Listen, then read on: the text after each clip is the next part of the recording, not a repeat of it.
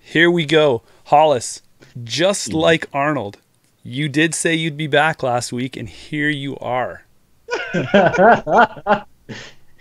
He took all week to cook that one up. Yeah. Actually, before we start, guys, I'm going to need to see your deck list. Oh. That's what we do now. This is the top 3 here. Damn. Deck list. Oh my god. Deck All right, here it list. is. All right, Well, now you know. Aggressive Secretary, Ghost Branch, Self-Destruct. I guess my secret's out. I'm gonna have to show you here. Clearly, as you can see, if this camera focuses, my computer has either 100. I don't know how big is my hard drive. Is it 1,000 megs? Is it 500? Like, this is from a very, very old game that I have this from. I don't know. What are you supposed to do with that? I think this is back in the day before the internet, where they wanted you to like take a survey about your computer specs, and you actually mail it to them, and they would have some sort of like, I guess, catalog. Some poor soul in the background would like take all the information and say, it's pretty clear our player base says that the majority of them have this kind of hardware. Is that from like a Sierra game? Is that like Leisure Suit Larry? Yeah, no. No, it's from an old D&D game. An old D&D PC game that's very bad. It was very, very bad. I'll say that. I only know Baldur's Gate. No, that's actually good. That's why I knew it wasn't Baldur's Gate. Because Baldur's Gate can't be bad. I don't know. But can the new Baldur's Gate board game be bad?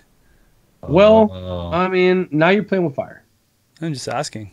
Don't get burned. I'm just asking questions. Fire here, man. We are here, though, to talk about Netrunner. Now, before all that witty banter, let's just say that everybody knows that our Patreons and our donors are the best. And if you'd like to be the best, the brightest, and the most handsomest people, or prettiest if you're a girl, you know, then you can jump on into patreon.com/badpublicity, or if you're watching this on YouTube Gaming, you can help by being a monthly supporter, just with a click of the button somewhere at the bottom here. I don't know where I'm pointing because it's live and I don't have it up. It's down. Look around. I'm sure Hollis shared the right link. I'm confident. It's over. Right, Hollis? You shared the game. I did. I absolutely shared the gaming link. I promise. I was on it this time. I was ready. I came with it. I was ready. So, boys, let's talk it through. We're going real talk right off the top. Rock on. Let's do it. What's up with this new deck list rule? Not it. Not it. Not it. I'm not jumping in for it. I'm not doing it this week. All right, I'll break it down for you guys. Oh, first shout out to D Weeks, who's got the Yingling offerings already in chat. Oh dang! I wish in the house. I wish you could send me one up, man. I wish you could listen. And I've been drinking SodaStream on stream for a very long time, and these guys still haven't sent me shit. So where's our deal? I don't know. That's the. I hope that comes through awesome on the audio. There you So go. what's your guys' opinions here? We're now sharing deck lists. Now, without jumping to conclusions about or taking into effect what's going to happen with like how long you're going to be able to do it. Like, what is it, like a quick read over? Assuming that nobody does any weird bullshit things like writes one card per page and gives you like a 100 and something page document. Assuming that nobody, instead of writing Maker's Eye once, they've got it like listed singularly 3 times, just to screw people up. So, we don't know all the details. All we know is that deck lists will be shared. What was the other one I saw? Because Fantasy Flight, it's a world tournament. If we don't write in English, so assuming there is rules like that factored out, what is your thoughts on this whole got to share a deck list situation. So I'll step up to bat first on this one. One thing to note, just to clarify for people who might not have seen it, the sharing of deck lists at the beginning of the round only is going to take place at the top 16, meaning they will have already played through a majority of the tournament and have already gotten a sense of the field and of the other players, right? Like, I think for a majority of the people who are going to make the top 16 cut, they're probably already pretty aware of what the other players are bringing, right? By that point, the number of surprises are pretty low. So that being said, I think one of the biggest concerns people have had is that they feel like it takes away something about the essence of the game, right? That part of Netrunner is tricks and traps and hidden information and revealing that at key moments, and maybe you don't know exactly what's in the other person's deck and then they surprise you in a big moment. And I feel this way too, right? Like, I really love that part of the game. But the more I've thought about this, the more I don't know if those types of decks are often going to make it to the top tables, right? Just inherently, the nature of the game is that consistency is king a lot of the times.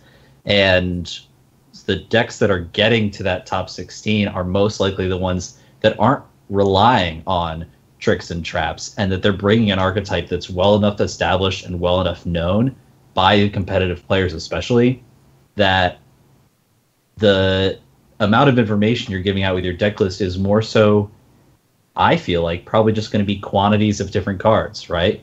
Like, do you have 2x or 3x of this card, which is probably going to be in there because it's a top tier deck that people know about. So while I would have greater concerns if this was for a larger pool, like for the entire tournament, I think that would be concerning. Because it's that top 16 cut just for those players, I think that there is a lot more good with this change than there is with bad.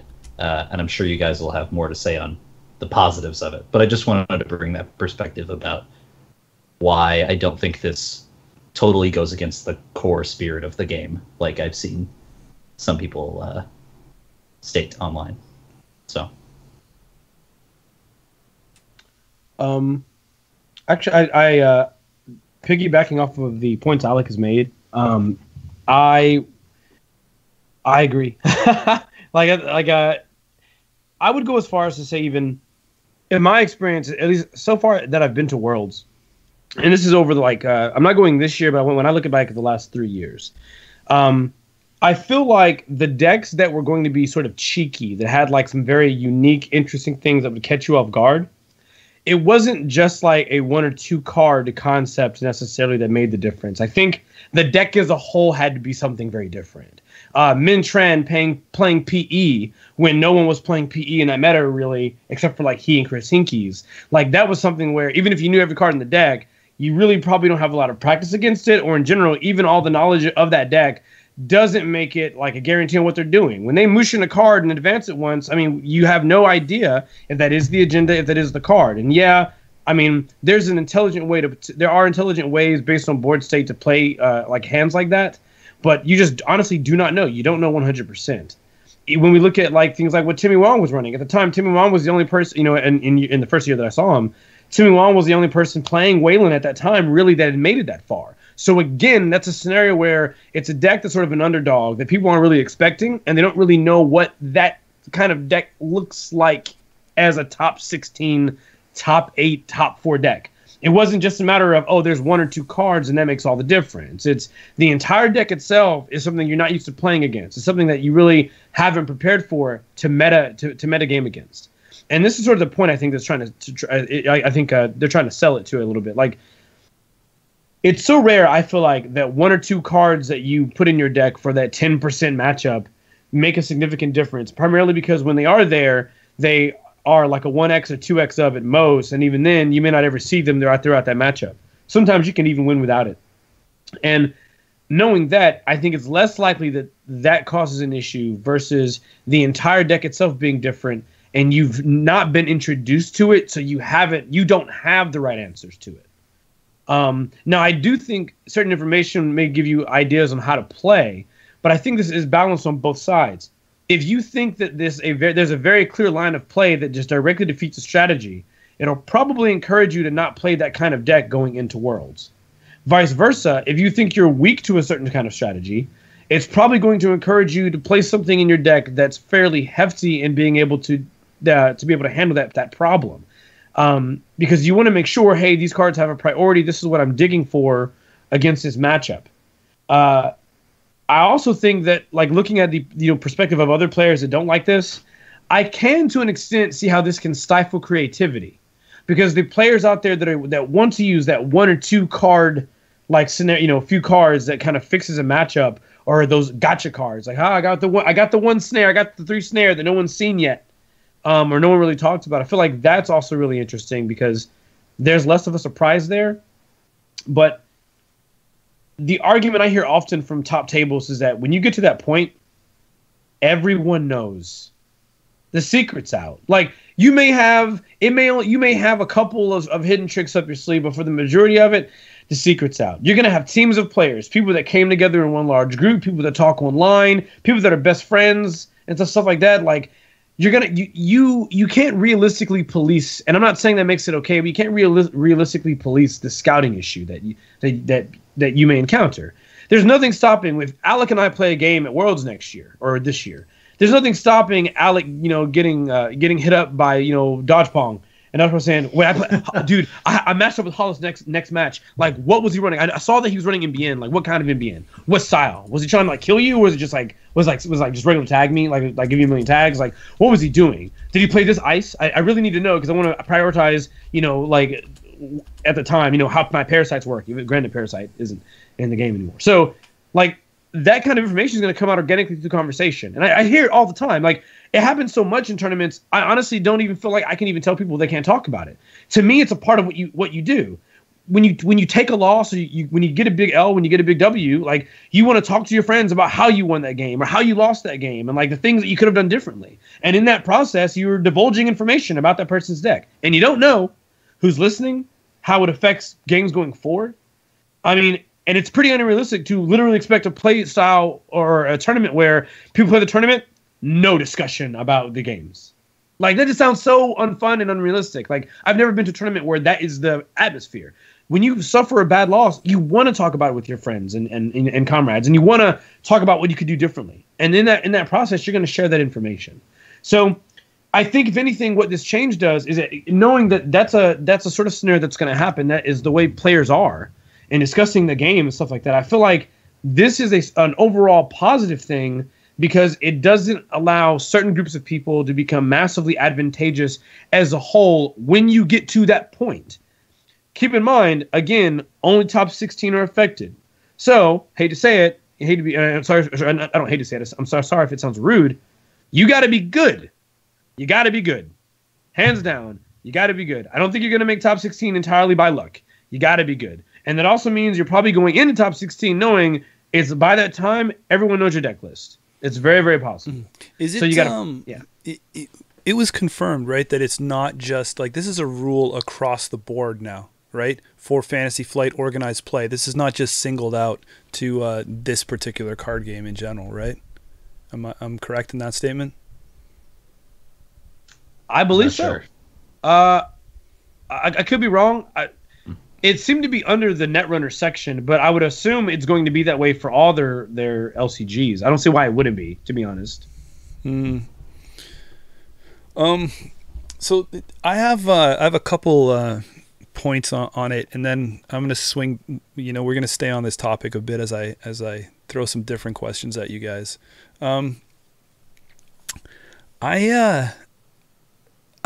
I think I feel about the same as some of the points that were made. Even Joshua jumped on and said it in the chat there.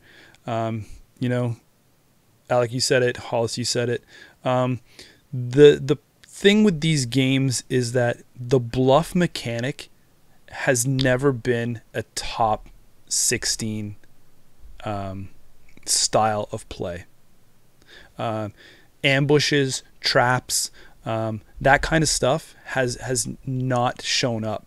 I would even go so far to say that even the kill mechanic hasn't been that dominant in a top tier competitive scene. And that's only because on the other side of the table, you have an equally skilled player that is mitigating those damage threats already.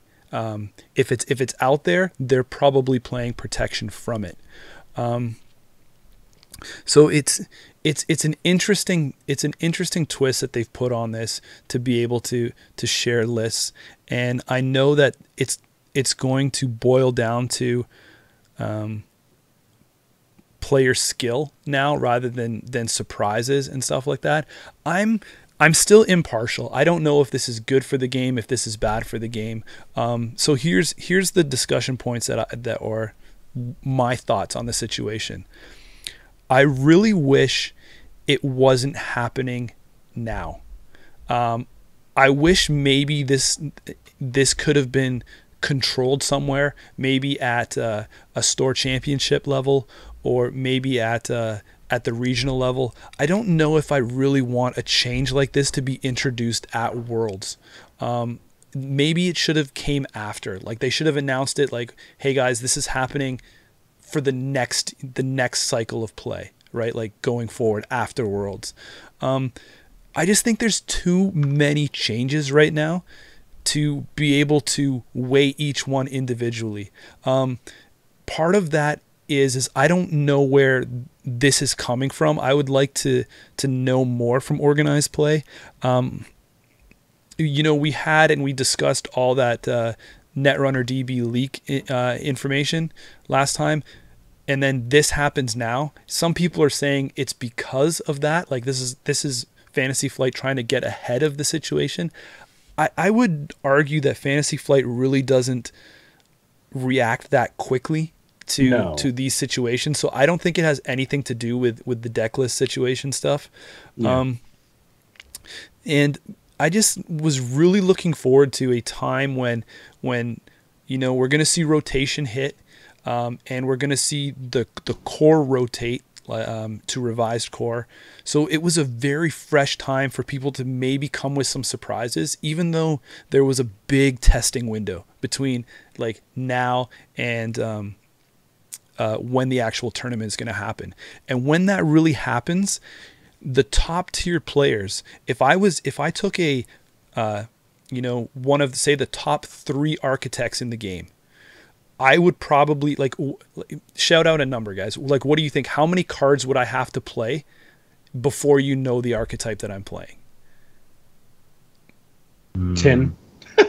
Right? Or even turn wise, right? Like how many turns do you think I would have to take before, like if there was 2 versions of a Val deck, how many turns do you think I would need before you're like, oh, he's playing this version of Val, or he's playing this version of Val, right? Like I feel a top tier player is going to figure that out in like, I mean, depends on your setup, but in less than 3 turns. Less than so somebody probably in already say turn 2 knows you're probably your deck list card for card anyway. And the only time that this changes, Hollis, you mentioned when Timmy had that great run with Blue Sun. The only time that this changes, and I feel it's going to really, really handicap the game, is when we've seen regionals and store champs release packs really close and then become legal. So anybody who's been practicing or proxying or testing with that is going to lose all of that testing advantage and their surprise advantage going into this. So if there is a pack or new cards released, within a week, within a 2-week window, I feel that that's a real disadvantage of sharing deck lists. If they carries over the rules to that level of tournament, right? We don't know that yet. Yeah. So, but right now there's been a long enough there will be a long enough break between when this is released and when Worlds actually starts that everything will probably be figured out to a T. And I feel like I kind of wish I don't know if there's an option we can modify it, but I wish I could put like a straw poll in the chat just to see if people would vote. But like the question I guess I would ask, to me the big question would be, because you made a good point, Jameson. It may be that having it right before, like a month before Worlds, putting this out there is kind of jarring, because maybe some testing where it was the super secret sauce, having your opponent see it now 100% is like, oh, okay, well, they're going to see my super secret sauce when we get into the top 16. So if they happen to be playing cards that are like, the tech against me, they prioritize those cards going into their mulligan, all kinds of things like that. So I can see that aspect of it. Someone else in the chat, Maui Chris, one of our wonderful sponsors, actually said, it seems this change seems detrimental to the need to be able to figure out your opponent's decks as it unfolds, which is something that in Netrunner is a lot of fun. And actually, I agree with this. I think that's a good point indeed. Yeah, I think that is an element that we remove. So I guess the question I would ask everyone, this is legitimately, like, I know that this has people debating whether or not it's good or bad. So I think we're in the camp of having this rule can stifle some creativity in deck building in this hand, right? So it can stifle creativity. It kind of hurts that natural progression that we were used to in exploring a deck. Okay? So that's hurt. Now we have the other group, where by not having this rule, people are definitely advantaged because they will discuss the decks in an open forum. And I want to make it clear here, I'm not saying it's okay, but I'm saying that as per the rules that exist, it's a completely unrealistically policeable rule. That does not mean I don't think the rule needs to exist. I'm saying we need to look at it at the merit here. If it's not policeable, what is it doing? Is it even doing anything? Is saying it's one thing to say, sure, you can't scout. Yeah, I get it. But you can't, I tell you what, I'll be honest. I'm not about to walk up to every Netrunner player and when I hear them talking about their last game and about the deck they played and how they lost. I don't think anyone needs to be doing that. That sounds incredibly unfun and unrealistic. So you have in my opinion, it feels like you have two camps, right? But even the scouting stuff like at Worlds is not even as strictly enforced, right? Like there's people standing around watching games. Right, like that, and it happens all the time. Like it's amazing how common at Worlds somebody will be playing a game, somebody will come by and say, "Hey, can I watch your game?" And they'll watch it. And the game is just watched, and that means that person, how good you are, and where that person is compared to you is irrelevant there. They're learning everything. Like they can see the cards in your hand, the cards that you fan through your discard pile, the cards you play, secret tech as your opponent reses. Basically they're getting as much information as possible. And this information they get to use, and not everybody does. So at that high level, you have to ask yourself, is that lack of creativity there for the sake of having the gotcha cards? Is losing that worth a fair and balanced way to allow all players equal information? Would you rather have all players at the top have equal info with no one being advantaged, or would you have creativity be the shining point here? Because I don't think we get to have both. I think that clearly this is a kind of polarizing like checkbox here for whether or not you like this rule. Yeah, because wasn't that was a big argument of the deck scrape stuff, right? Like saying that some people had a competitive advantage knowing the decks. So, is that, if that's the case, then that's the argument. Like, how do you level the playing field? So one sort of rebuttal to this dichotomy that you've set up between fairness and creativity, I do still think there's space within this rule for players to express themselves creatively. It's just that we're shifting the emphasis from a luck-based benefit of that creativity to a skill-based one. Yes. Where in the past, luck-based, they didn't know you had a trap, they happened to stumble into it, you win. Here, I actually think it's a lot more interesting from a high-level competitive play standpoint if you know they have traps, and you have to play with that knowledge, but the player who has the traps knows that that they have traps, right? So it becomes this total mind game of you motion, and they know you've got traps in your deck, and they go, okay, I know there are traps, so I know this could definitely be a trap because I know it's in the deck. Now what do I do? And yes, you could say that there are different strategies and tactics that you take leading up to those key turns, but that's slowing the runner down, right? If the corporation has traps, the runner has to slow down to respect that, and that in itself is another mind game. Mm-hmm. So the more skilled you are, the better you can work within these situations. And really, I think the best players should win, right? Yeah. So those players that can best use the rule set that is in place should benefit from that, and those that are just trying to get, surprises or can't adapt to new and unexpected decks are less likely to win. And I think that's a fair trade-off.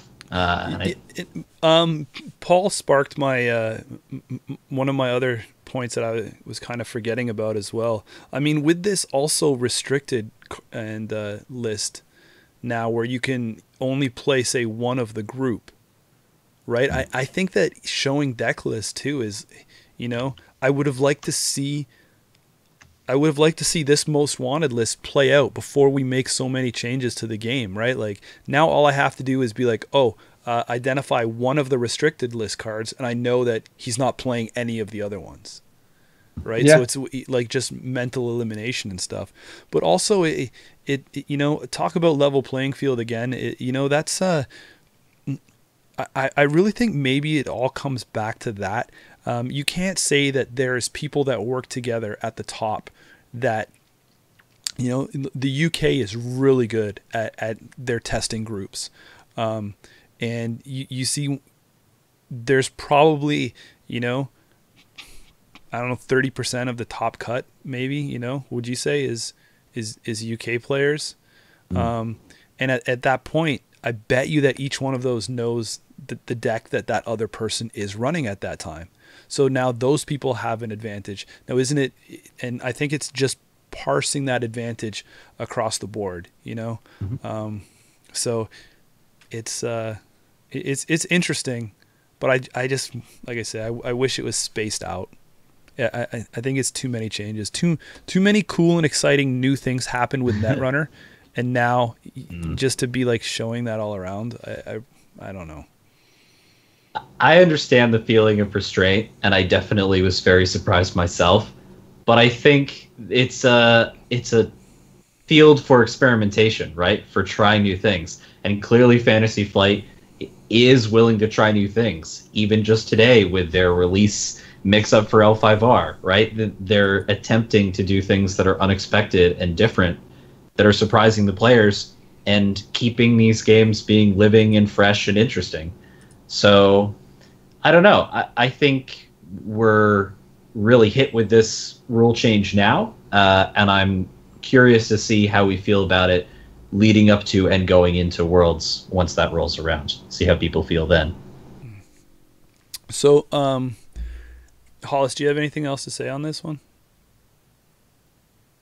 Click your button. No, I don't have anything else. I think we all covered it pretty well. The last thing I have to say for really, and I know that I know it doesn't play a competitive advantage at all. Again, because it's trap based or it's tricks, but I really feel that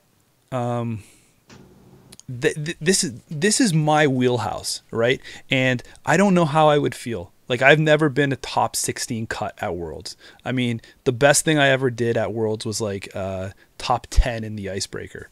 But I bring these decks that are, if anyone watches Bad Publicity, I'm more about fun. I'll play these off the wall kind of decks. So me showing you how my deck works and stuff before a game, it really hinders the deck.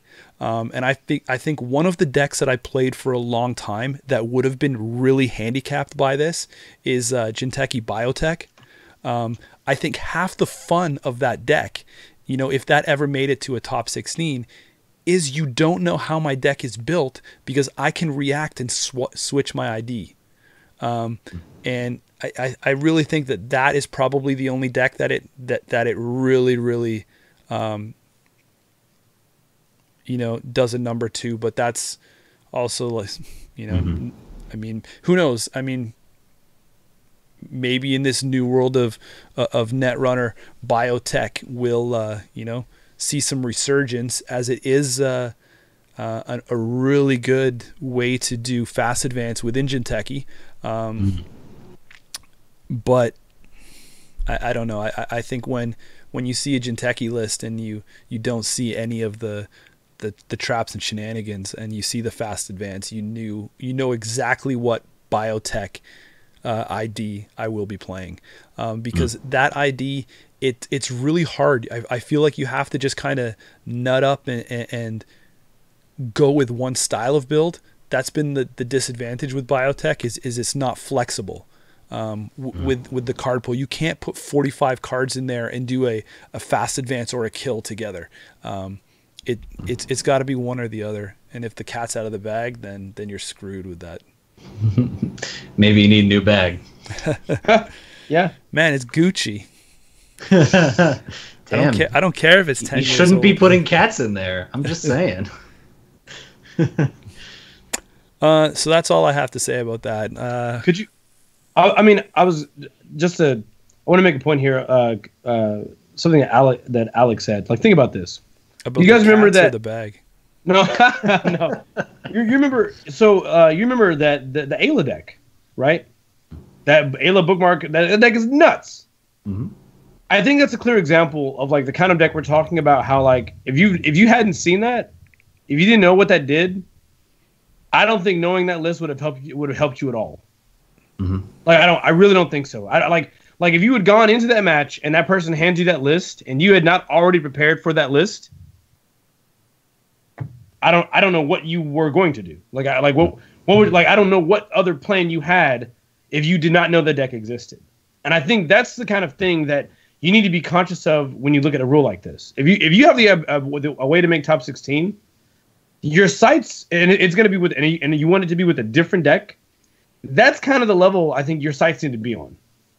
Is this a deck that if I showed my opponent, they would not have an easy available answer to, because they're not worried about it, because they have not seen it. Because that deck had weaknesses. So at any point in time, someone could have played a best defense, rip. Like it would have just like one best defense, bookmark, dead, done, with no extra cards required.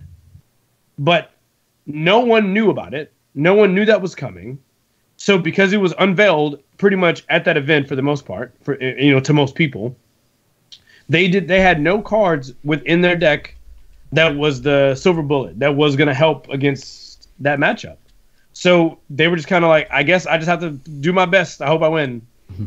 And that's what you want. If it's ever a scenario where you're like, I can beat this deck if I grab my 1x of Film Critic, well, I don't know. Like I think maybe you should have tried another plan there, because I don't think that's gonna be the end all be all. Sure, you can mulligan for it, but I don't think that's not great. Yeah, it's gonna bring some interesting games at the top level. We're gonna see truly skill versus skill going at it.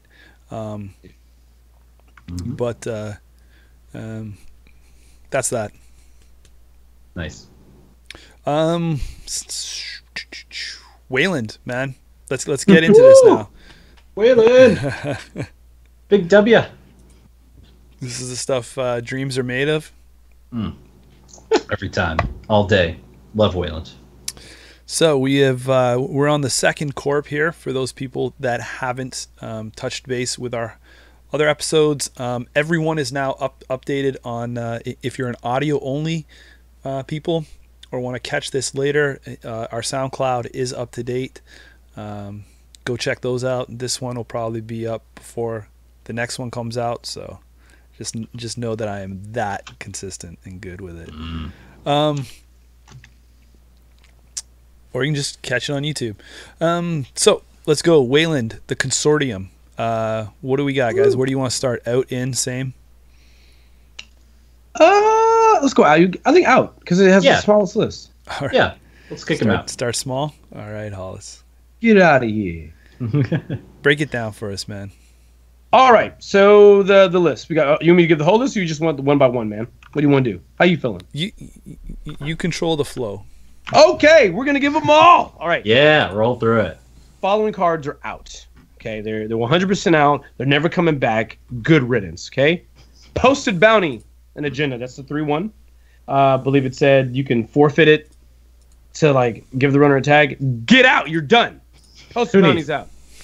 Security subcontract. Okay, I had to Google what this did, but I think this increased your hand size by 2. It's an upgrade.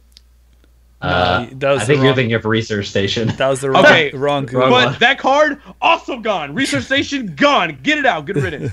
What did security subcontract do? I honestly cannot remember. So it was 0, 3 to trash. Click, and then you trash a rezzed piece of ice, and you gain $4 for credits. Get out. You're out of here. Aggressive negotiation. I mean, that card never saw play. I don't think that card ever saw play even in core. It's gone, and Scorched Earth is gone. It's gonna be okay, House. It's gonna be all right. I don't know. We're gonna make it. I'm fine. Okay. Actually, I think I played aggressive negotiation. I'm trying to think one time. No, you haven't. During the spin cycle. I'm pretty sure. Don't you lie to me. Don't you lie to me. I'm pretty sure I did. It wasn't in. It was. I even used it as an influence pull. Don't you? Was that paired up with your 3x Kraken in your runner deck? Oh my god. Yeah, cards like that they didn't see a lot of play. No. So conditional. I'm saying I tried it for the record. Hey, you're a good man for trying. Yeah. So I think for most of these, it's pretty clear that they never saw a lot of play and weren't really iconic within the faction, and there were better cards that could fill those spaces. And I think this is true with every faction we've seen out of this revised core, that they're just some bottom of the barrel stuff that had to go. So sayonara to most of these cards. Yeah. Good riddance. Well, I mean, posted bounty was there a little bit. It was kind of out, and then it was kind of in, and then it was out, and then it came back a bit. But on the average, it was more out than in. So that's not a huge loss, because you're still like. I think the way that things are going with Weyland, it would have been very detrimental if they had lost hostile takeover. Right, so I think they still need the 1 pointer quick. Hostile is very, when you talk about iconic Weyland, I think about hostile takeover, and we'll get to it. But Project Atlas, those are like the 2 Weyland like bread and butters, right? But let's just touch on the biggest one that got cut was Scotched Earth. Scotched Earth, a staple from old school core set that never went out of style.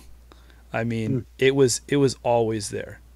I mean, it got played a little bit less, but it was still an option. It was still hanging out, trying to crawl up with the big boys. but Boom overshadowed it. I think that's the thing, is once Boom was released, that was the ultimate big boy, right? Like, to have that card along with any number of other tagging options, yes, it was slightly harder to get 2 tags on the runner as opposed to 1, but Boom just did the job, and it did it a lot more consistently, I think, than Scotched Earth, and had fewer counters on the runner side. So I think Scotched, despite its iconic, amazingly thematic nature, wasn't seeing the cut as much. And yeah, I think there are better options in that slot. I would be inclined to agree. I also think that there's a weird like level of design space, I think, that gets limited. There's things that can be done when the runner has 1 tag. So like, because we won't discuss it until another episode, but cards like close accounts are still there. So you can punish the runner, if they keep one tag. You can also trash resources if the runner has a tag. But one of our friends, David Weeks, my boy David actually, he's made a comment in the chat. He says, it's been kind of nice to kind of just, being able to float one tag and not just dying instantly. It kind of gives the runner, in a weird way, it gives like tags a sort of fuel. So like the runner can make a little bit of a mistake, just a little bit, and it doesn't just completely punish them throughout for holding one tag. Boom can 100% definite in the game if you have 2 tags. But it's nice to know, okay, you have 1 tag, not the end of the world. Like you could lose some material, you could lose your money, but you can credit, remove that tag, whatever. Like there's ways to come back. And I kind of like that being a little more lax. Because there's still kill options that just require multiple tags. There's still things you can do when the runner's tagged on the corpse side. You just can't obliterate them as a double with 2 cards, right? When they have 1 tag, which I think is fine. It's more interactive too, right? Because Boom has a trash cost, so maybe you go trash it. And yeah, that binary state of either tagged or not tagged being game over for the majority of the game can be tough for especially new runners entering the game. Like, you take 1 tag and then all of a sudden your house explodes.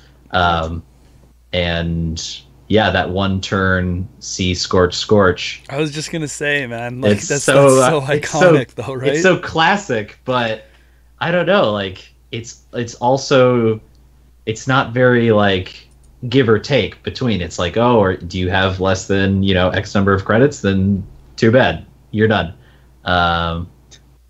So I don't know. It was definitely part of the learning experience for me for Netrunner, and I really appreciated that. But at the end of the day, I really wasn't seeing it, and I think, like Hollis is saying, that the design space this opens up is really cool for the game, and I think they replaced it with a really sweet alternative. So, but we'll get to that. Yeah, I'm just sad to see it go. Yeah, I understand all the reasoning behind it, but I mean, I don't know. Is this ABT all over again? Yeah.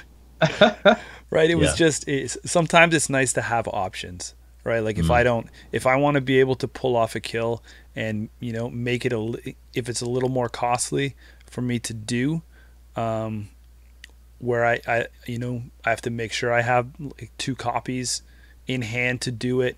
So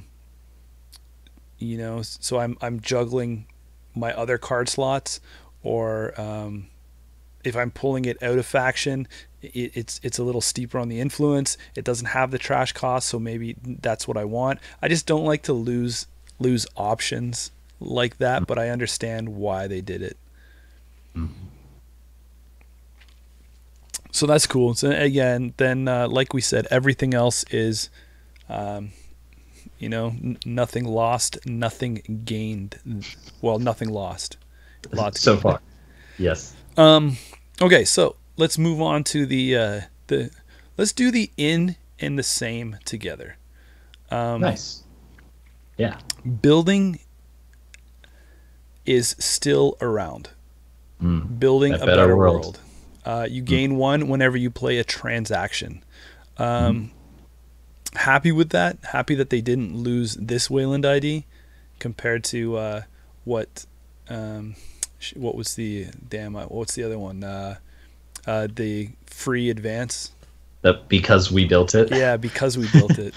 Yeah, I think this ID is great. I think it's so consistent from a new player getting it standpoint, right? You hand a new player this ID and they go, oh, I need to play transaction cards. And they put in every transaction they're card. like, oh, Weyland makes money. Yeah, and it's really iconic from a thematic standpoint. And now that green level clearance is in the game, in the core set environment, that's even more transactions for you to enjoy as a corporation. And yeah, you just have that money advantage, which means you can res bigger ice, and you can threaten things like punitive, and that puts you in a really sweet spot as a corporation to have that money. So yeah, I think it's really solid. There just seemed to be a lot of stuff happening that would partner with that ID, though. It looks like advanceable ice is, getting better.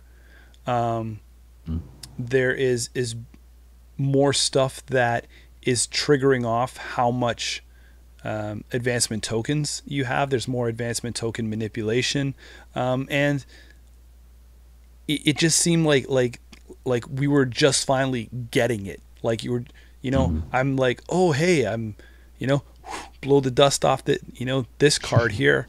It maybe it's time to shine, and now it's like, oh, okay, well, whatever. It was a card that didn't really feel like it was given a fair shake back in the design space. And now that we're doing it, it's kind of a shame that its time moved on. I mean, realistically speaking, I think that some crazy ass transactions would have to pretty much come out for this ID to even still see play compared to the other ones competitively. But from a core set, I guess this is where it needs to be. This is the ID that you probably save for a new player that wants to play Weyland. Yeah. I think the best thing about the ID though is the fact that when you turn it upside down, it looks like it belongs in like the M in Maroon 5 if they were like performing.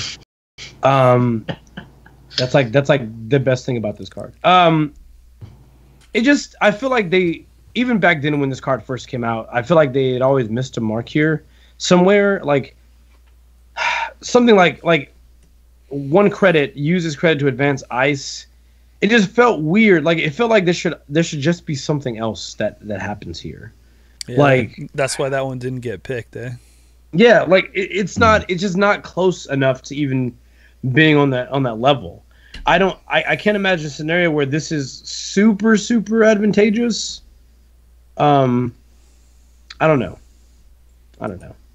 Like for example, like it feels like if you put 2 credits on it, that feels busted, right? Because advancing 2 ice for free a turn is strong.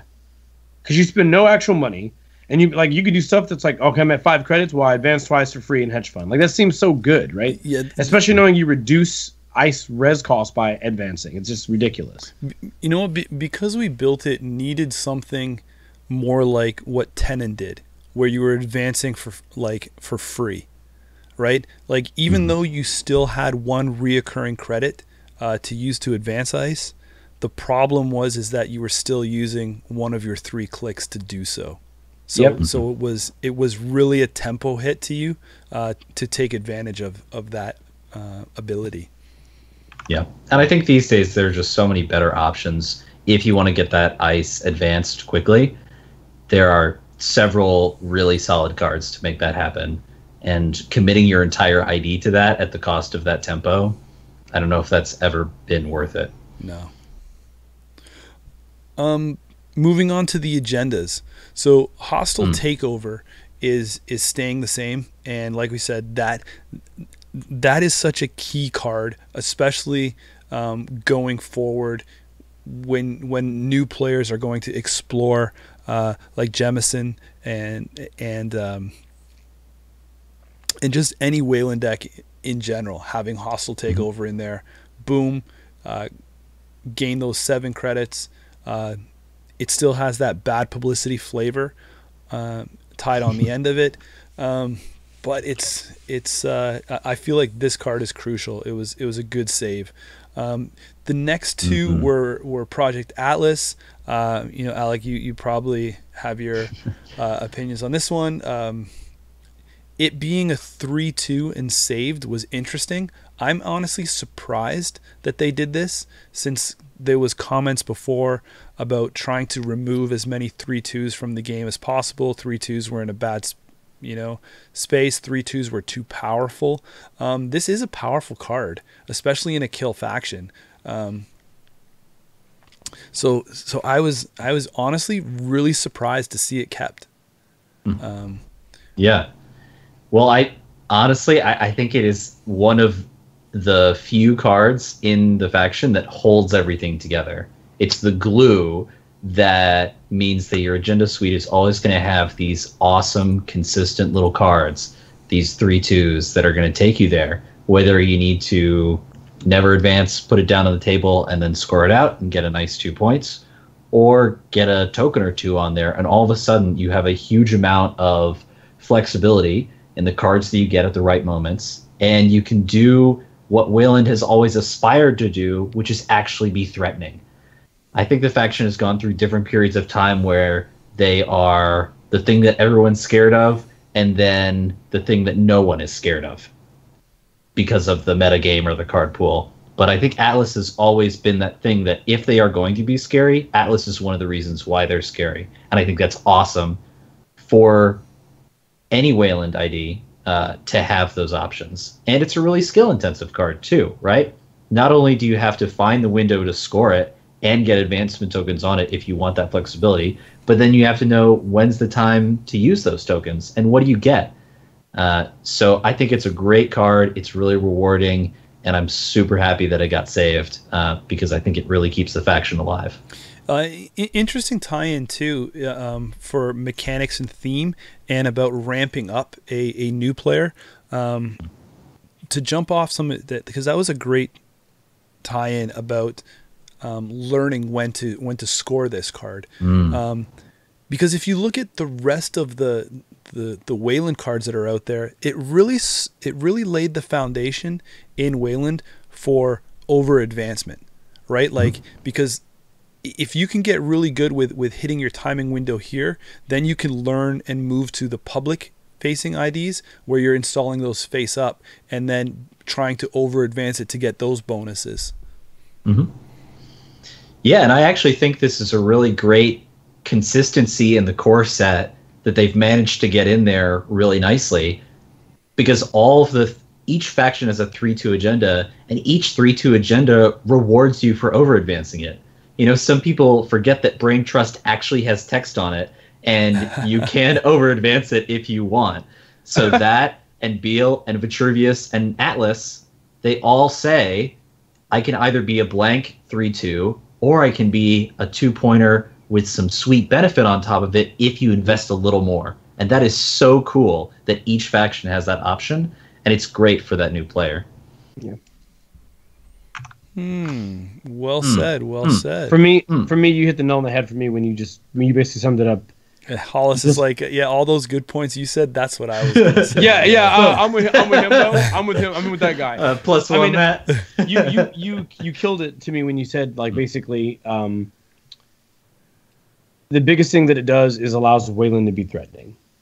Like, that's, like, to me, that hands down is a selling point. There were a fair amount of 3/2s, at one point in the game, with Vitruvius being decent, but this is just clearly, listen, I can't do a lot, but I can get any card I need at any time. Yeah, like that's what Weyland is. Like they don't. That card kind of has that power where you can say, look, right now you're safe, but if I score this, if you mess up, you won't be. So you better be careful, because I'm watching. I'm watching everything you do, and I want you to feel every piece of this disrespect. Okay, like that's what it feels like. And I really am happy that they decided to hold on to this gen. It's awesome. One that I am really surprised that got kept, super happy it did. I really hope that they open up a space to play it, is the last agenda. Here is the Cleaners. It's a 5/3. Whenever you do meat damage, do 1 additional meat damage. I mean, this is emphasizing and playing on and building on the kill. Because of other cards that once we get to it at the bottom, I think Weyland definitely needed a chunky 5/3 to play in faction. I'm glad it was the Cleaners, but just interesting since, I mean, this card, when it came out, it was a big deal, but then it went out with a fizzle. Yeah, I think 3-pointers are hard in any deck that you put them in, but what's really nice about the cleaners here is that it really neatly synergizes with particularly punitive Counter-Strike, but also effects like dedicated response team or private security force. You know, once the corporation gets one of these scored, you have to keep it in mind, right? You have to wonder as a runner, like, if something goes bad here, do I have that extra 1 card buffer to keep me alive? And that's really powerful. So I dig it.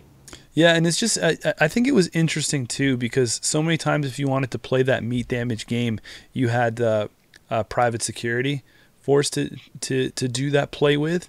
Now they just introduced the cleaners with it, so it was interesting messing around with when you think core set only, because private security was kind of peeking around the corner in most of those decks. Oh man. Yeah. Security. Well, in a core set environment too, it's one of your few options because you don't have that many agendas. Right. So you kind of need to include Pri-Rec and private security force in most agenda suites. So private security force. Oh my goodness.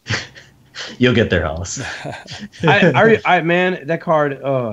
You remember lock decks? Do you remember the decks that would be like, all right, you're tagged.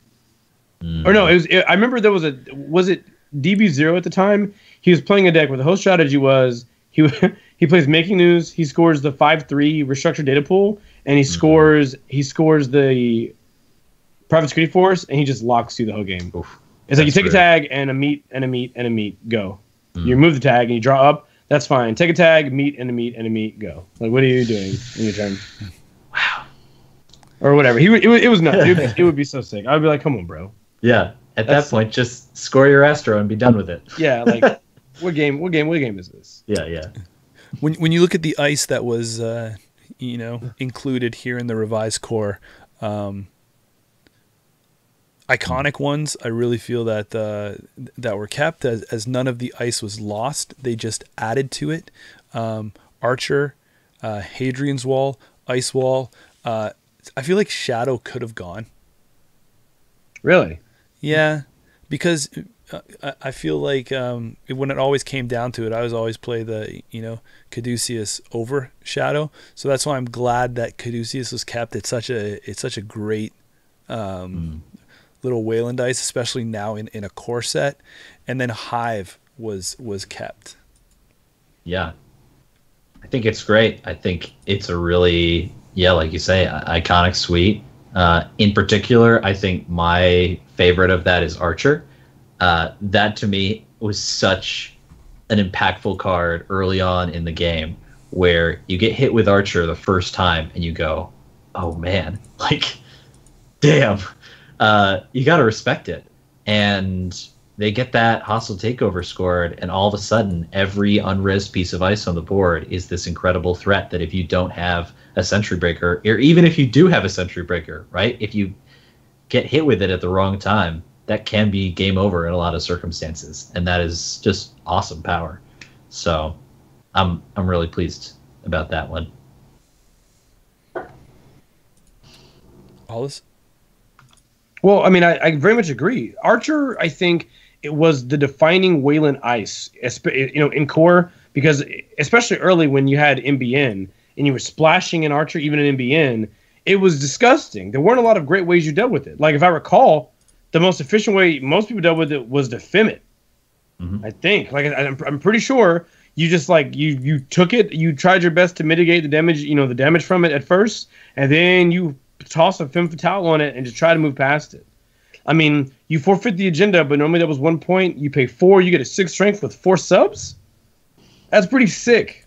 Yeah, that seems pretty good. Hive needed to stay because I think that it's a great early game ice for Weyland. I really felt like, in general, in the whole list of barriers they have, this was like one of the most important barriers they could have kept. Because it opens up their early game where they can actually, throw down an agenda very early and say, look, you got to go get a paperclip, so you're going to pay that 4, and then after you get that paperclip, now you got to break, 5 subs or whatever. Like, it's just sick. It's not as iconic as Burke's Bugs, though, right? Okay, well, listen. Hold up a torch for Burke Bugs. Yeah. Hey, that was pack cover art. If correct me if I'm wrong, but Man, it should have been. It's its own kind of iconic. It's just so bad. Reason. It's just so bad. Like, yeah. Like you look at it, you're like, how could they not think this would be bad?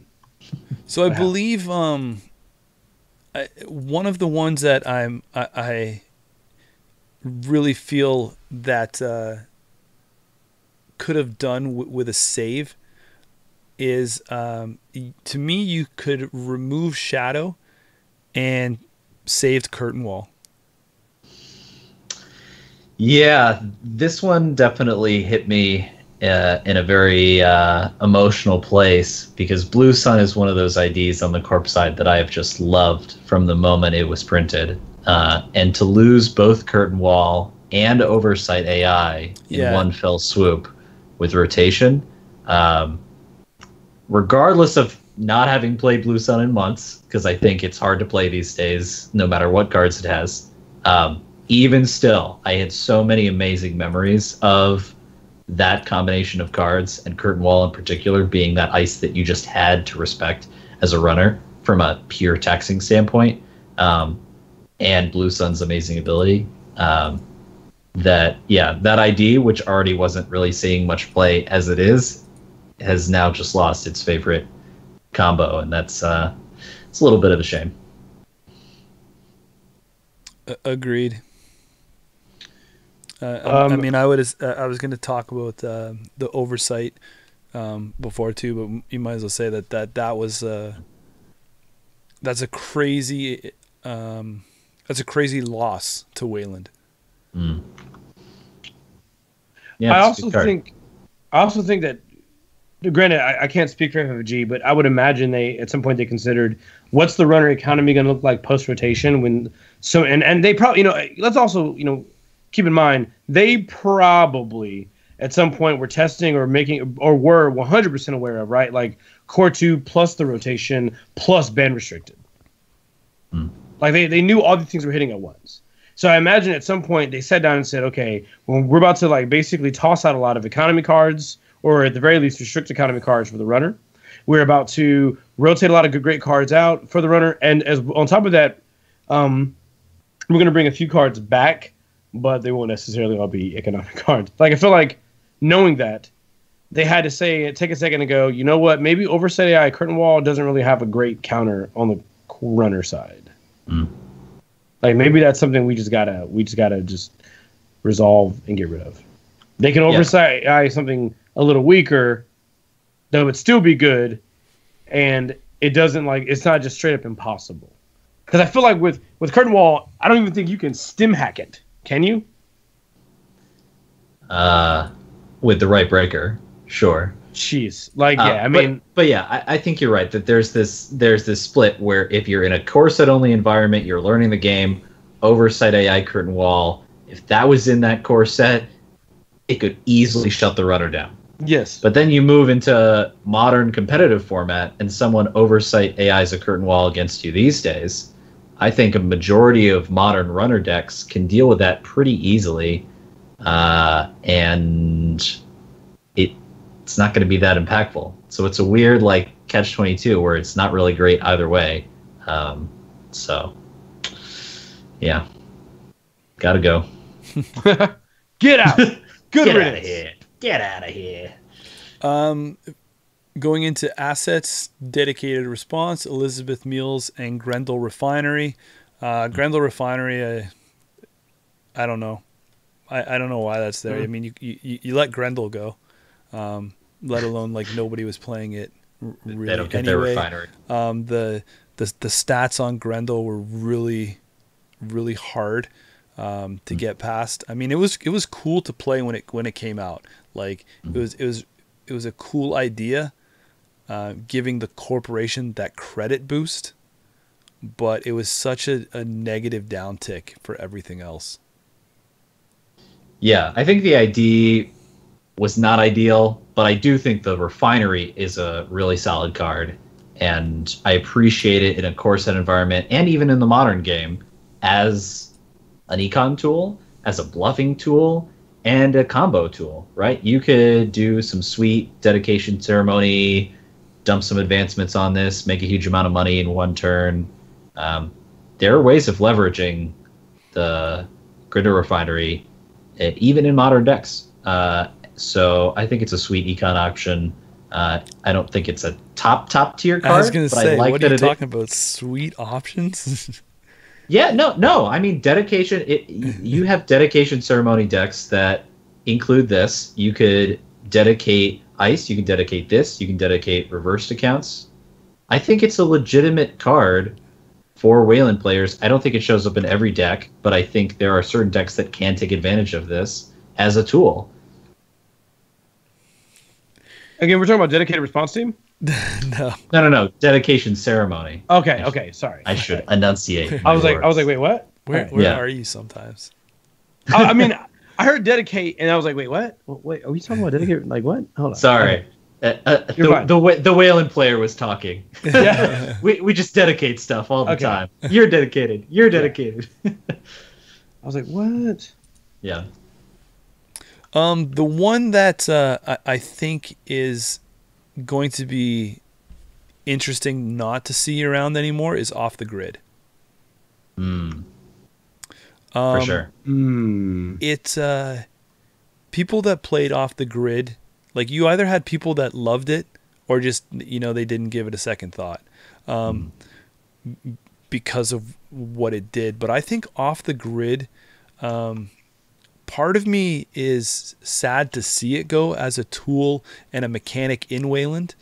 But the other part of me is like, this is what rotation's supposed to be all about. Like, I was never looking at that sitting in the spin cycle thinking, oh, we're going to have this card forever. So it's nice that this is what rotation's all about, right? Like, let's see some new tricks now. Let's see some new things coming. Don't be this one trick pony with the off the grid combos, right? Yeah, agreed. I think it was always a cool deck archetype, but I don't know if it ever reached the amount of consistency that was needed. And it had that sort of like checkmate feeling, kind of like Replicating Perfection, which we'll get to on a future episode. But that sort of, I've assembled all of my pieces and now I will win unless you can find, unless you can overcome this huge insurmountable barrier that I've set up, literally. Yep. That's, I don't know, that like I think you're alluding to, like, that's a style of game that maybe needs to be refreshed and needs to try something new. But while it was here, it was pretty cool. Yeah. Hollis, any thoughts on assets or upgrades even? I guess going down the list here again. Since now there is no upgrades in Weyland Core. Well, I mean, no. Well, so the thing is, like, as far as assets goes, dedicated response team is just, I think it's good that it remains because it adds like to this like combo style of punishment, so that if the runner decides to end their run tagged, it's still damaging against Weyland. They just lost Scorched Earth, so they can't just blow the runner out this way, which I think is fine. I think it's fine to have something like that that's more reactionary. So the runner's like, "Ouch, okay, I made a boo boo. I'll go ahead and remove this tag now. Thanks." No, it's definitely needed. Yeah, especially in a core set, you have to see that meat damage there is a viable win option. So right. I think pack as many as you can. When core set first came out, you had Scorch, and I mean that was basically like your kill. Now you have options. Now you have stuff to play with, right? So, and then pack as much as you can in. Right, and then even when I look at E-Mills, it is low influence. It helps remove bad pub. I mean, basically, you want that to be to still be in the game if for no other reason, but to allow it to be lent to any corporation that wants to help mitigate the amount of bad pub that could be generated. Yeah. That, and of course, it's Weyland is known to generate bad publicity from its agendas, from the cards that they play. So it behooves you to play a card or to include the cards that help mitigate that shortcoming of Weyland for some of the cards that they play.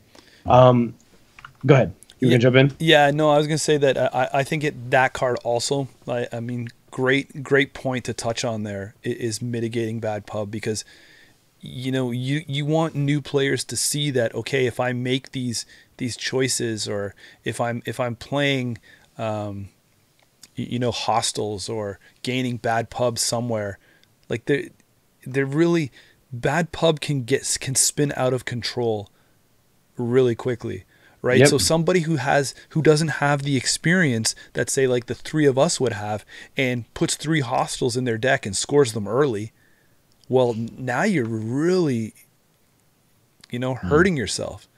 Yeah. Yep. So having a way to mitigate bad publicity in the core set, I think was a very smart move. I think the other fringe benefit, and I think you're right that the bad publicity removal is the primary benefit of Elizabeth Mills, but I've actually included her in certain decks not just for that, but also for the trashing location ability. Mm-hmm. That there have been times in the game that there are locations that are so good and so prevalent in runner decks, the Elizabeth Mills is a sweet option to take care of that.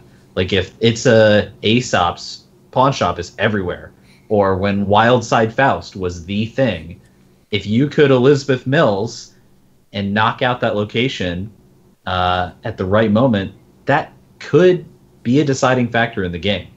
Now it's pretty costly, but it's a strong effect to reach across the table and just smack away a location.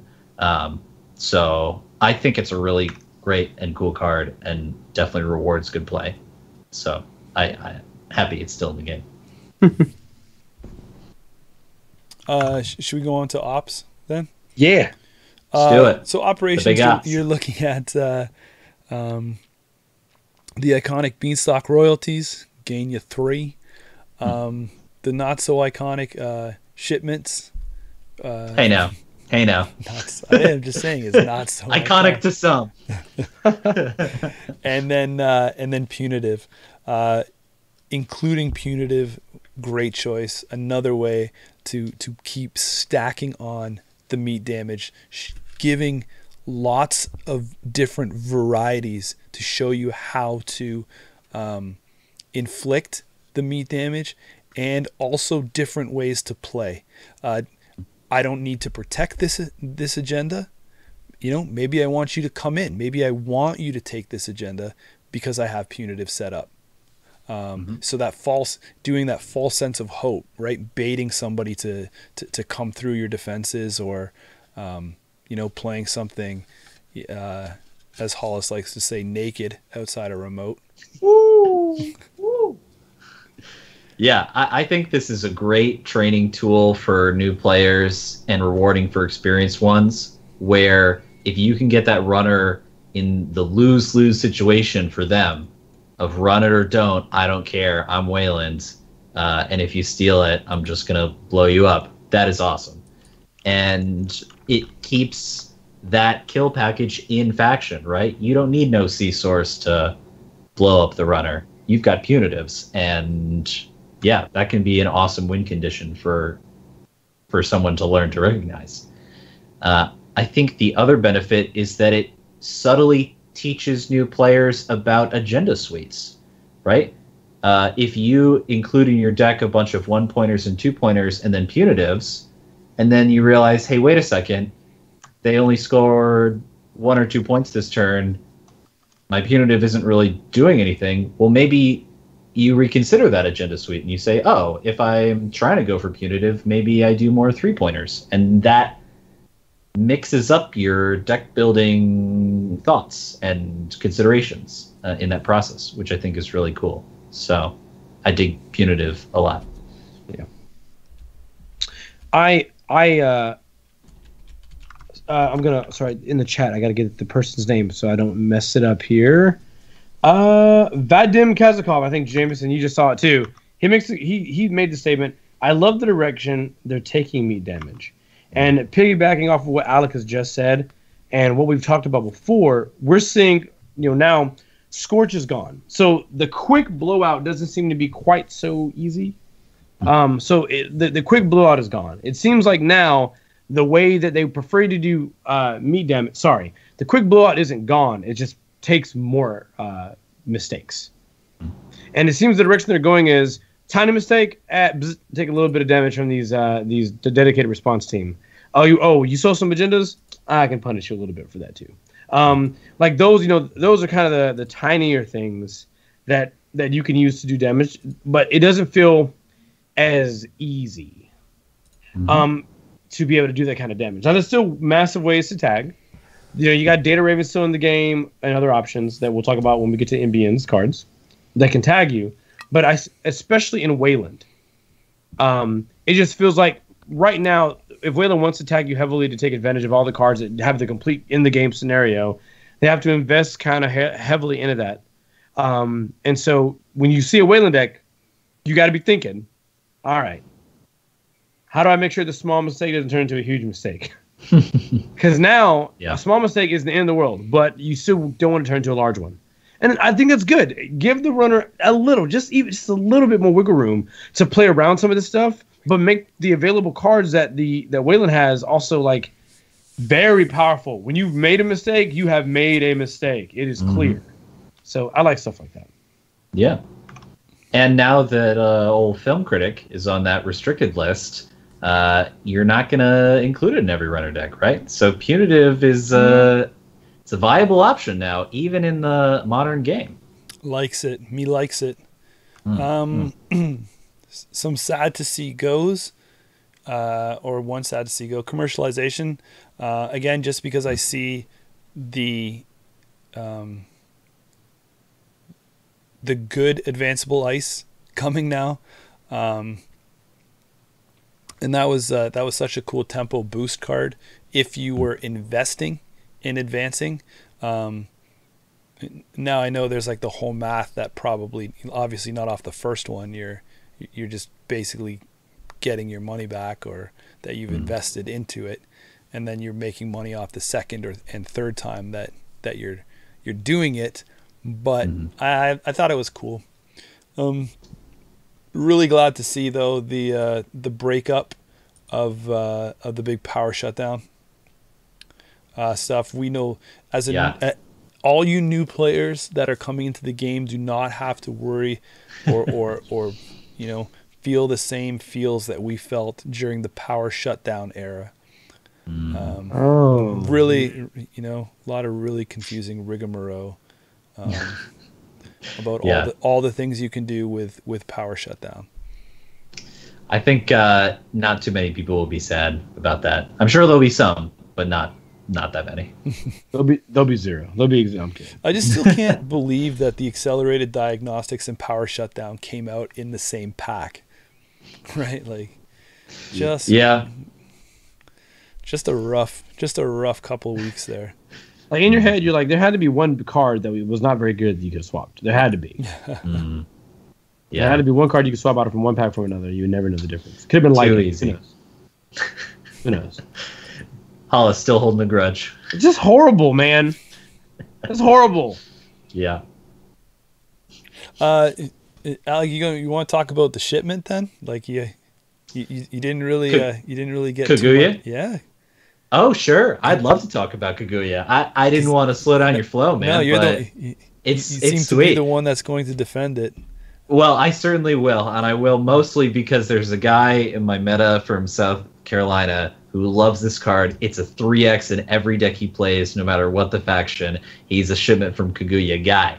And so I've seen it in action, and I respect it as a cool economic option. It's low cost, 0 cost, and it is giving you the spread of advancement counters that you yourself were just saying are on the uptick, right? That this is the time when advanceable ice is actually relevant and is actually cool, and they're good pieces of ice.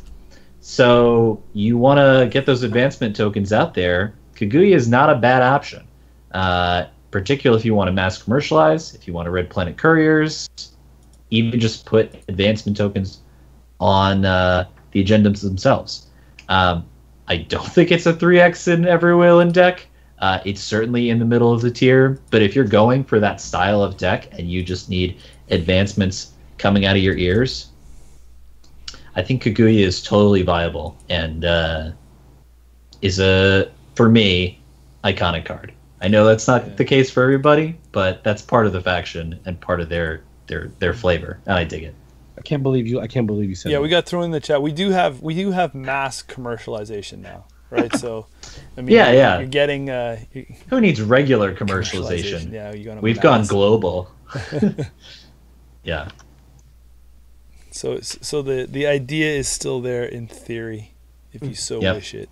And as one person points out in chat, shipment from Kaguya is a part of certain combo decks, so it is not to be scoffed at in that respect. Wow, those are all the CI love, though. That's me, Scott. There you go. Yeah, I never traveled down the CI world. Some people have gone to that dark place. Commercialize all the things. So what do you guys think? You think Weyland's in a good place there in core? I think definitely. I think they're probably out of core. The no more, no less of a situation that they were originally in. I agree with all the cuts. It's nice to see the additions in there. But Weyland's just a mixed bag right there of just a whole bunch of ways that you can do damage. And it's going to be a good example if you are only going to play core, or if you're just getting into this game.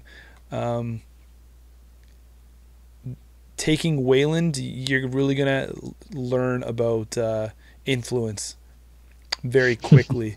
Because it's not a faction that will stand on its own two legs. This suite of cards needs help from neutrals and out of faction. That being said, I fell in love with Weyland from very early on, and I think that's for two reasons. One is I think it's one of the most thematic and flavorful factions in the entire game. I think there's just something really awesome about I'm going to have money, I'm going to have my guys hunt you down, you can know what I'm doing, and I don't really care because I've got all the money. That is a really cool part of that universe from a thematic standpoint, and it really stands out in that respect.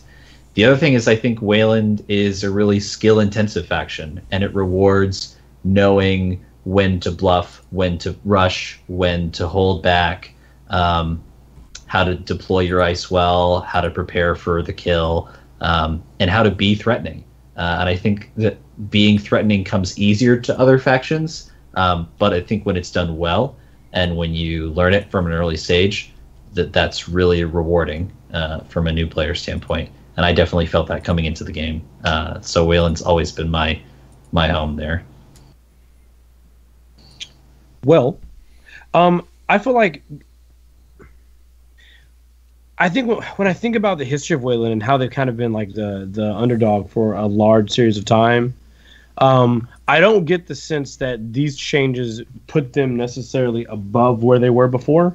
But if anything, it makes me more optimistic than I have been in the future, or in the past. Wow. Because the cards that remain appear to be cards that I think power level wise, compared to what other factions got to keep, pretty darn good. I mean, because all the factions got something good. Like HB got Ash, Jinteki got some great things like Celebrity Gift, and got a few things. They got hit with the Nerf stick, but that's fine. But Weyland got to keep Project Atlas. They got to keep Project Atlas. They got to hold on to Archer. They got to hold on to Caduceus and Hive, which I think is an amazing starting ice for the game. Then on top of that, they have a separate 5/3 that, while not great, enhances a particular strategy. We're going into this game now knowing that cards like Global Food Initiative are going to be on a restricted list. So, if you need to run 5/3s, if you want to run 5/3s, maybe your in-faction 5/3 is better. And then they still kept the cards like Ice Wall, basic Ice Wall and Shadow. Yeah, and Ice Wall was a good save. Yeah, like I feel like their base now, especially knowing that they have such a powerful 3/2, means that they get to do all the things that I think we all summed up earlier in the, when we were discussing the individual cards. They kind of have this threatening position because they have the tutor mechanics that not all the decks have. They have a fairly decent suite of ice that I think that, especially for the early game, seem reasonable. Ice Wall and Hive seem like reasonable pieces of ice. Mm-hmm. And then on top of that, they still get to keep their hostile takeover, so they have a 2/1 to forward like resin cards like Archer, or do forfeit for other benefits for other cards that may benefit from that. We all know that, of course, they have cards that generally ask you to forfeit an agenda for added effect. So I don't know. I'm positive. I think that there's some room here for them to really work with, and we add that on top of having a secondary win condition that's inherent. Right? They have the kill combo, and they may have something they can work out with Glacier, where they threaten the kill. And they threaten the kill by trying to determine how much keep you low on credits and using that to their advantage, as they've always done, right?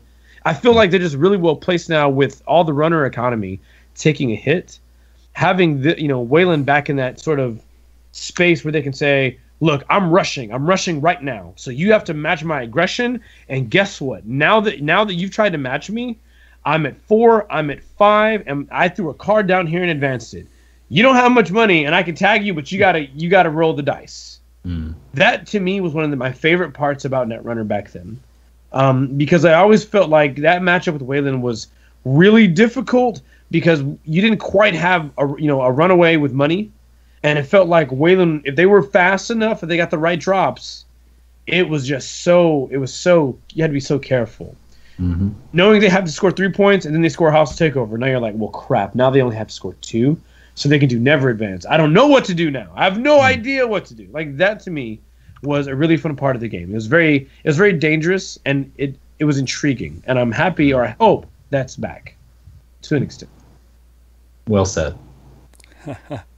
I think one of the when I look at Weyland here and the cards that were saved, after people get past this core set, or for new players, or for all of us that see how this rotation is shaking out and what got saved, I have this strange feeling that the unsung card here is going to be Punitive Counter-Strike. Mm-hmm. The history of this game has shown a very interesting learning curve with the design of agendas. We've seen certain 3/2s like originally become too powerful. We've seen 1-pointers that were too weak, to include. We've seen 5/3s that were, okay, and now we are seeing clearly, some 4/2s that were just, why are you going to play a 4/2 when there's those weren't powerful enough to compete with a 3/2 slot. But now it seems that the agenda design is getting a lot tighter. Some of these heavier ones, 5/3s, are really making people think to include them. And when you start including bigger agendas like that, I think Punitive becomes, more of an option on the table. And especially while government takeover is still out there in faction. I still think that is a really cool. I'm not really your everyday Weyland player. I'll dabble in Weyland because I do like to try out the IDs and things like that, but I find myself more often than not, I really want to include government takeover in most of my stuff, and that then leads me to, as a backup, have Punitive Counter-Strike. So if government takeover's around and you have that 6, Punitive is cool, and the way that 5/3s are going, I think that Punitive is going to be one not to sleep on. I think that could be unsung going forward. I absolutely agree. For me, having played Weyland several times in several tournaments, some of my favorite wins in that faction have been because of Punitive, actually, and not because of Scorch. I can't tell you the number of times where I've had a runner run on archives with some face down cards. I flip them up, I hand them 2 3-pointers, and I had a Rez Jackson on the board, didn't use it, and I just hand them those 6 points worth of agendas and just kind of smile. And they go, oh gosh, what have I just done? And that is an awesome moment as a corporation player. So I think you're really right that the evolution of the game and the shape of agendas changes over time. And I think even today, with the release of the news article, Fantasy Flight talking about the newest announced pack, there are some heavy hitters in there from a 3-point perspective. This SSL endorsement, if you've not seen it, it's a really, really sweet card for punitive counterstrike-oriented decks. And that combination is going to be on the table when that card comes out, and leading up to that. So, yeah, I think it's really sweet for design and for encouraging players to go with heavier agenda decks. Yeah, and I think that, I look at that card and I think about even for timing, right? Like, it's not even all about... it's not even about maybe even trying to get a kill there. It means, like, you look at SSL and that's like an agenda that you don't mind getting stolen if you're a punitive player, because you're going to do damage and the ability is triggering from the runner's area as well. So I mean, that's what we're seeing is this awesome design space going forward, where the agendas are weighted a lot more evenly to their cost, or the abilities the abilities are weighted a lot better to the cost. Right. Yeah, we've said this a million times before, right? Like the way the agendas had been done previously, 3/2s, because they can be scored and they can be applied in fast advance and they can be scored out of hand. The effect on them needs to be not amazing most of the time. Like, you basically pick one faction, Weyland, and they get the good one, and then the rest of them are meh. Same thing with 2/1s, except 2/1s should mostly be bad, you would assume, or do nothing, be blank. Except we didn't see that. We had a ruling as such that a certain 2/1, breaking news, was definitely stronger than the rest of the 2/1s available. And then 5/3s, in most cases, just were not good enough. They just weren't. I think the 4/2s may have been okay, some of them, but like the 5/3s, a lot of the 5/3s just weren't good enough. You can never truly, with rare exception, rationalize a 5/3 being included in a deck if it wasn't Global Food Initiative. That was the problem. And now, we look at these new 5/3s that got spoiled today. They are nuts. Like, they're actually bonkers, because they either do something, whether they're scored or stolen, or when they are scored, they allow you so much advantage for going through the effort of scoring it. Like, that is what a 5/3 should be. It should have always been what a 5/3 is. It should be powerful, because you have to leave it on the table for a while, and the runner can go grab it. It should be powerful. Yeah, it's the epitome of risk reward, which I think is a great part of the game. Right. I noticed that during that rant about all those cool cards about being weighted and set aside properly, that you didn't mention any 2/0s there. Oh, okay. Well, hey, that is a part of Weyland's suite of cool cards now. Standoff, man. Standoff. Man, Standoff is so cool. I've been playing a lot of Scorpios recently, and that is so fun. You put it down on the table. If they run it and steal it, awesome. If they don't, awesome. Because a lot of the times you're like, all right, here we go. We're playing a little game.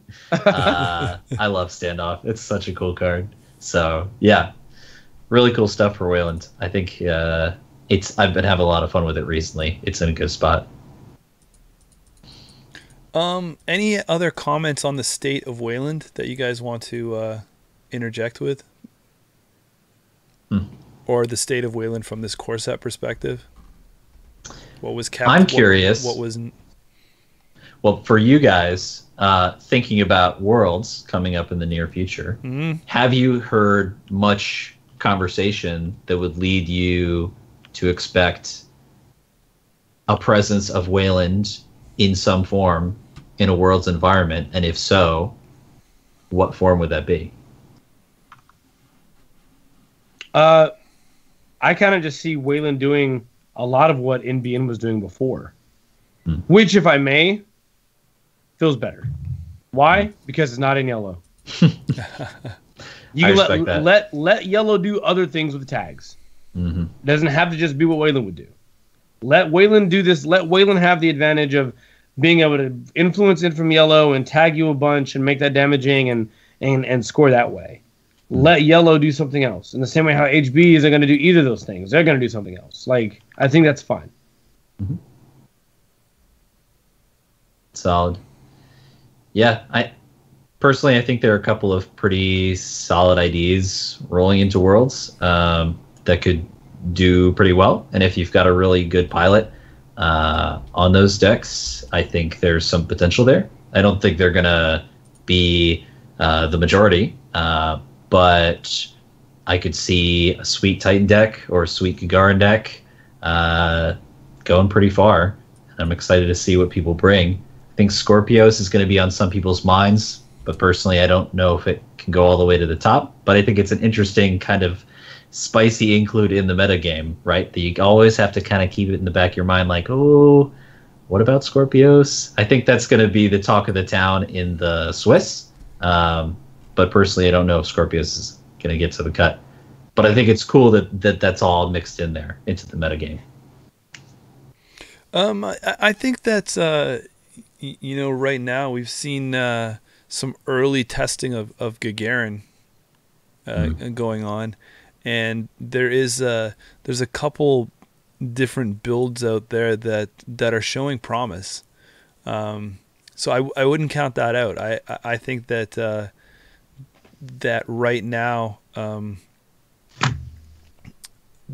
I think right now taxation of that may be a really interesting play where, for those people that are new, so Gagarin is as an additional cost to access a card in a remote server, the runner must pay a credit. So we're talking about draining the runner economy in a taxing form of play.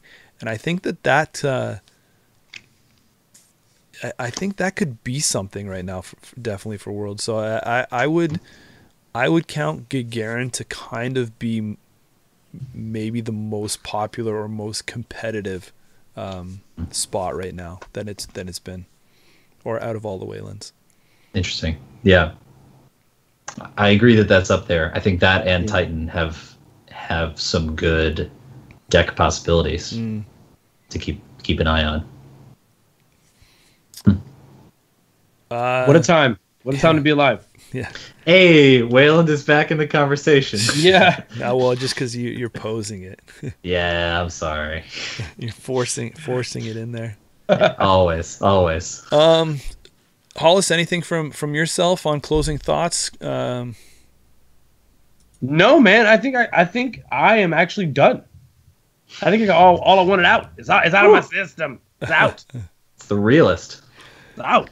Thank you very much, everyone, for joining us tonight. As always, it's really awesome to boot this up and see our regulars filter in and see.